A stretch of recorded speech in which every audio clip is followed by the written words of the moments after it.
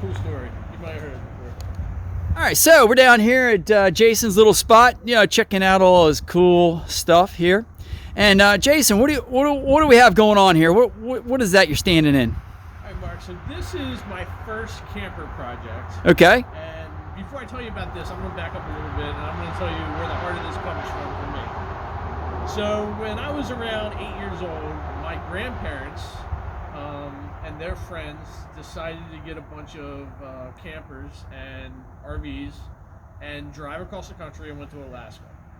And it was such a wild concept to me at the time, and I watched my grandfather do this. He bought it was a Leprechaun Ford chassis van front, like a 30-foot motorhome, and him and my grandma proceeded to go with their friends across the country. And when they got back, they would take a few trips, and they took my brother and I with them. And later on in life, I ended up buying that camper from them. And after owning that camper, I found all the things about campers that I really don't like. How poorly they're made, how they're unit-specific, so that like they fit a multitude of varieties of family situations rather than a specific situation for what a person that was making a lot of time doing it would give. So in light of that, I sold that camper, and I wanted to do it again, and I decided I was going to build my own this time. So that didn't take place without some wild ingenuity and thoughts that inevitably went very wrong in the beginning. This camper, before it looked like that, like it does now, was originally one of these lifting roof campers. I had built it so this roof would lift. I started off with hydraulic cylinders that, if you don't know, you can't put 4 hydraulic cylinders on a corner without really expensive proportioning valves and make it lift correctly. So after some trial and error, I finally did not follow through with putting the lifting roof on it and changed the shape of it and then reskinned it. This camper is designed to go on my military truck here. It's a Stewart & Stevenson LMTV military truck. I had set that truck up to be designed kind of like your roll-off dumpster box company truck. So I had the use of the dumping bed on there, and it also has the ability to take this camper on it. One neat thing about having the dumping situation on this truck is it allows for a camper to sit on the back and free float from the moving of the frame. This is going to be a really interesting thing. Mark, you and I have talked about with your truck. We're going to test it here later today and see what kind of flex we're getting out of the frame on your truck to see if we need to accommodate for some spring isolation for the camper body, so it flexes separate from the body, or it flexes with the truck. So now, how are we going to do that? We are going to bring it down here to Area 52, and we are going to set up some props for articulating the truck, and we're going to pull strings from corner to corner on the bed of the truck and see how much deflection we're getting when we articulate the truck at full rock.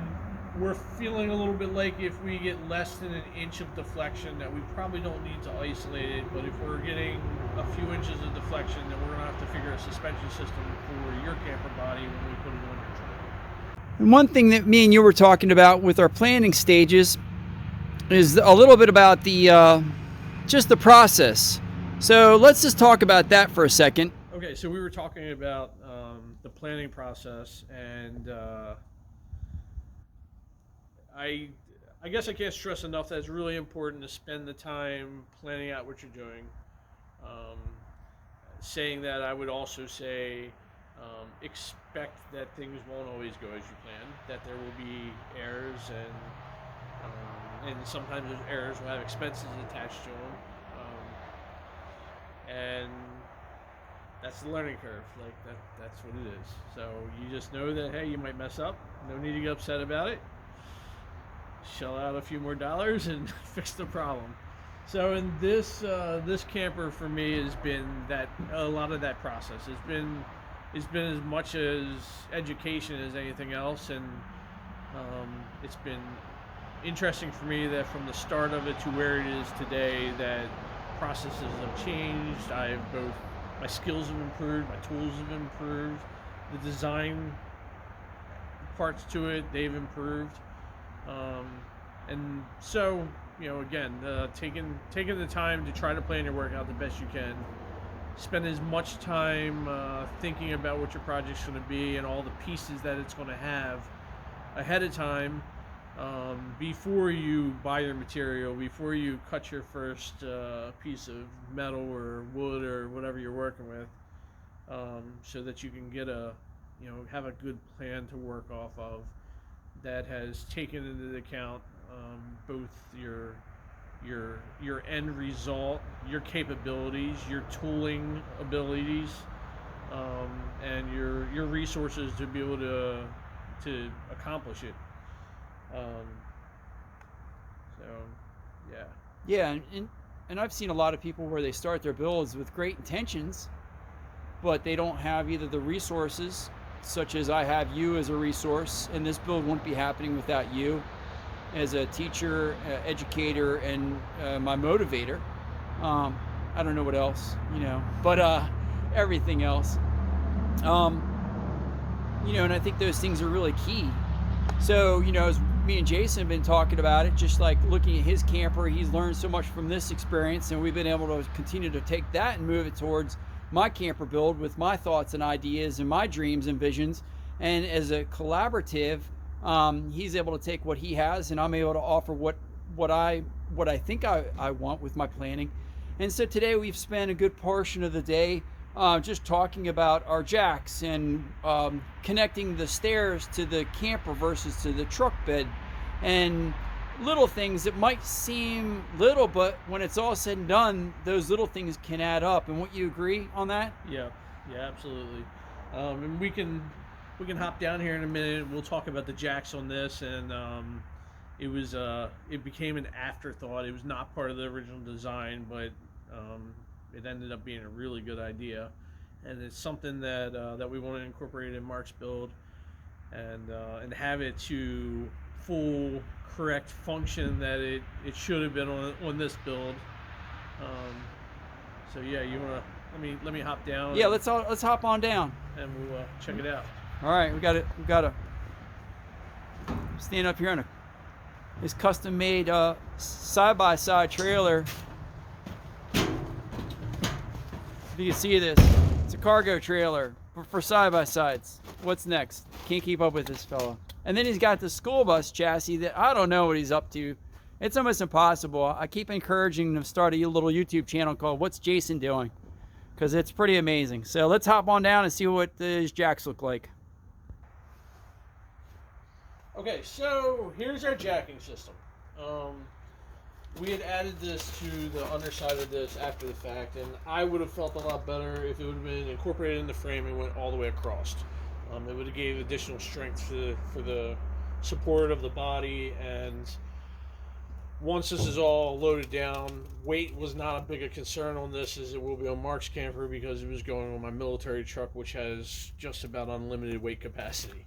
So I built it in this manner, and it works well. I'm going to talk about these jacks for a minute. These are Bighorn jacks.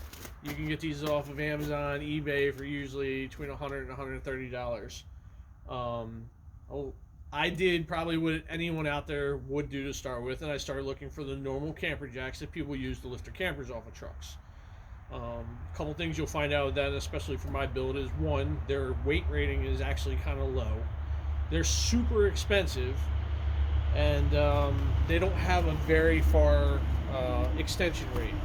So what I did is I used, I'm big on using the receiver stock that's used for truck hitches to make different things. I keep it around, and I like using it because it's a size 2.5 by 3/16 box tubing and 2-inch box tubing that you can grab them off the shelf at any of your metal places, and they fit inside each other. There's not a lot of metal situations that work out exactly like that, but you always know that this one does. So I used that stock on the outside and the 2-inch stock on the inside, and I actually bought nuts and threads, which you'll see later in the video when Mark and I build his jacks, off of eBay as well. And so this one has the full thread from here all the way down. I basically took the head off of the jack, built the post, put the longer screw drive in it, and then I have this situation. Whereas this jack here, it has the ability to go out 36 inches. So most of your jacks, they're only doing like 12 to 16 inches at most. But I actually have a really long capability on this, so it adds to a lot of situations. So okay, so we're gonna take a minute. We're gonna talk about the exterior of this camper and a little bit of thought for knowing your own resources and capabilities. So originally I had sheeted the outside of this with 1/4 inch plywood, and I was working on fiberglassing this myself. I had zero experience of fiberglassing. I made an incredible mess of the project, my driveway, a bunch of tools, and in the end, I had spots that did not get good coverage in my fiberglass, and ended up the sheeting bubbled, and I ended up ripping it all back off. So simplifying some of your process, is it's good advice. It's a good thought path. When I started down the fiberglass line, this actually had some intentions of maybe getting a sheeting of Kevlar and carbon fiber as well. And it was a bold dream at the time, and maybe one day I'll achieve that factor. But screwing or riveting aluminum on, just about anybody can do this with a handful of tools in their garage, and it's a pretty good process. And this is a really tough skin. Unlike your cargo trailers you see, the skin is twice as thick, which will allow it, if I'm off-roading, branches to hit it and not tear it up so bad. It wasn't really all that expensive. It was a very fast process. I sheeted this whole thing in 2 days with a helper, so it was not a big deal to do. I utilized some Sikaflex glue, which basically is the same glue they use for putting panels on trailers and other things, and so I glued it on and then screwed it down. But yeah, so materials that are easy for you to work with, that you have the tools already for. It doesn't require someone else's shop, someone else's tools, and an affordable resource for getting the materials. It's definitely a good motivator for getting your project down the road and making progress on it, rather than a project that you work on and sits around for 5 years. Yeah, and I think with that being said, sometimes too, just starting off with small projects or small tasks are really a good starting point. Such, say you buy a camper, or you just, you replace the table with some like maple plywood, you learn some new like wood skills, and then you get to understand how some of the different tools. So by taking on those smaller tasks, you give you the comfort levels, and also start to help you find the resources or the suppliers for the materials that you want to utilize. And then just give you the opportunity to think about things that you may not have thought about during the process. So I can't agree with you more on that. And I know you said with this one, you went from this and then it sat for a long time, and then you went right into building. How long is the trailer that you built out of aluminum? 40 feet. So you just built a 40-foot trailer from scratch just because you got bored one day? Yeah. Yeah, so it's part of the learning process. I did this, and when I came back to work on this one, I realized a lot of skill flaws that I had at the time when I started it versus my improvement over time, and I always feel like it's a work of improvement. I followed this up by building a multi-stacker trailer to haul our side-by-sides around, and shortly after building that, I realized some differences of that, and I started building this big aluminum trailer. Mark can take over and show you in a minute. And I'm not quite done the big aluminum trailer, but the learning that took place here and the learning that took place on that stacker trailer, it pushed it farther down the road as to, hey, okay, I know how to do these things. I know I can see ahead to the mistakes that will be made and not make those mistakes as you learn. And since the time of starting that one, I actually rebuilt the stacker four-wheeler trailer, which is this one here that Mark was standing on. and I knew the process at that point, and I built this trailer, and this trailer to date is the best thought out one I've had yet.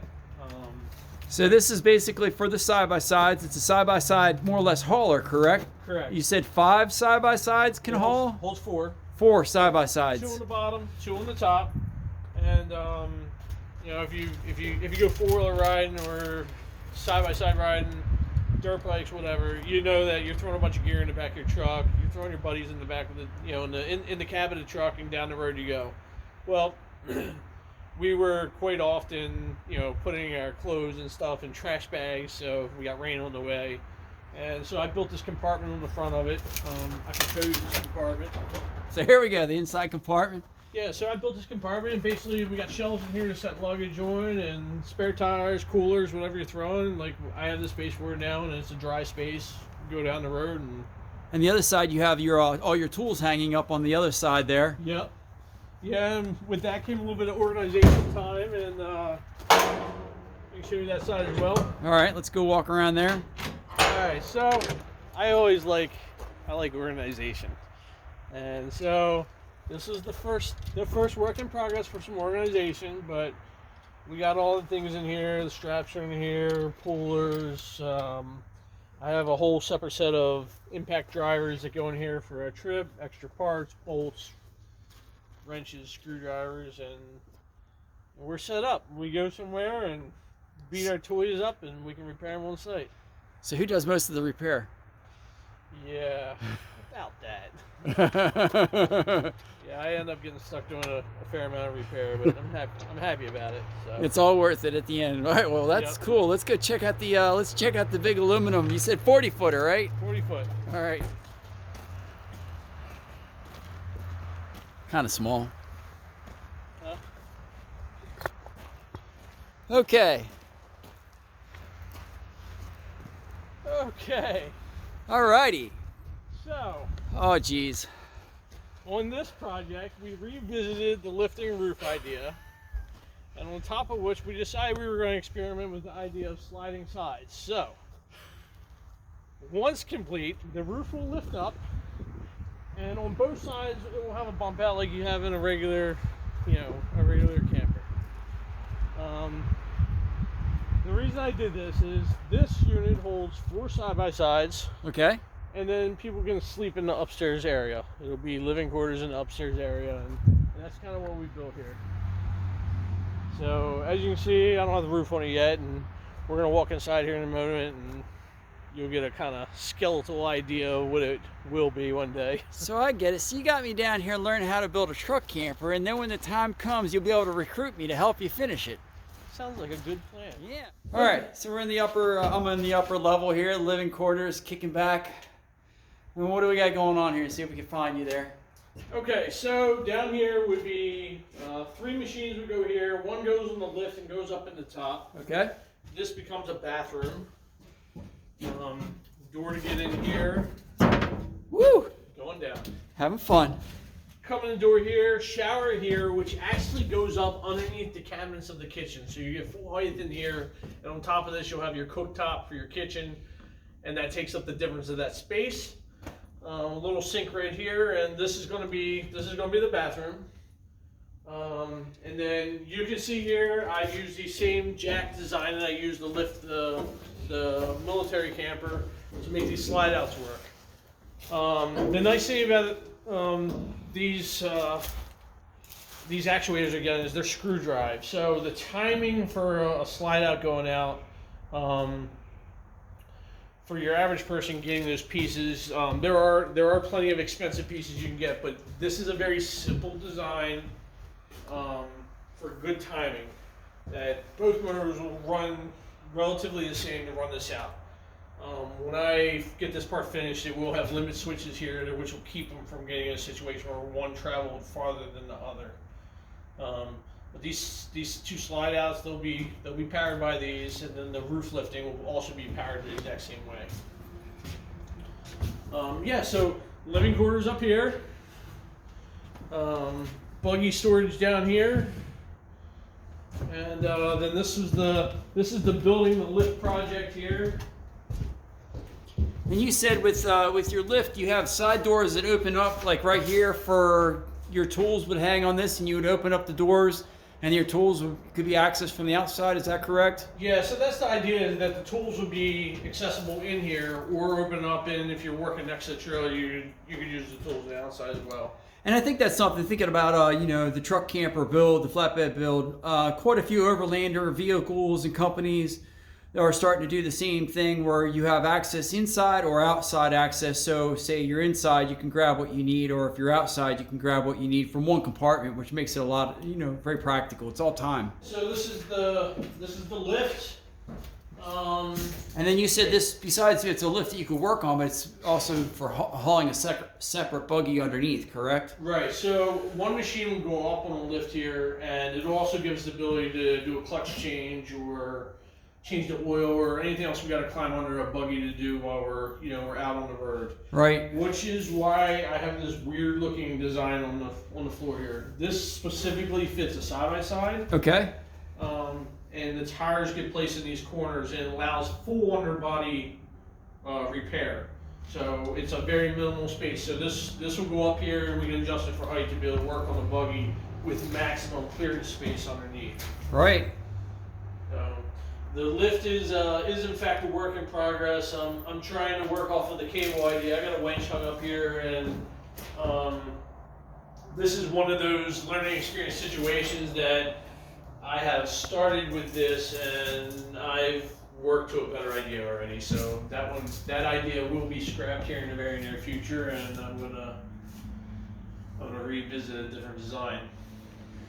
Well, excellent. Well, Jason, it's been a lot of fun, you know, taking the time to see all your creations. And this doesn't even touch on some of the other personal creations, such as your wardrobe stuff, and then all the Star Wars things that you guys are doing. And it's never end leather work. And what am I missing? I think right now we're missing a few sheets of aluminum to get back to your truck build. Yeah, we should find out where those sheets are. I see a nice sheet right here. We should just take that one. That looks like we could actually we could just start taking this we could take this apart. I'm sure we could replace them. All right, well, let's go see what's going on with our metal. And Jason, thanks so much for just giving us a quick rundown and just giving us some your thoughts and feedback, and just learning a little bit more about yourself. We really appreciate it. Sure thing, Mark. All right, thank you.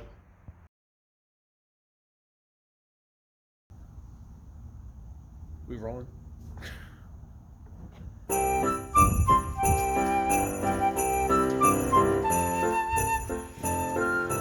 Never endless, I tell you.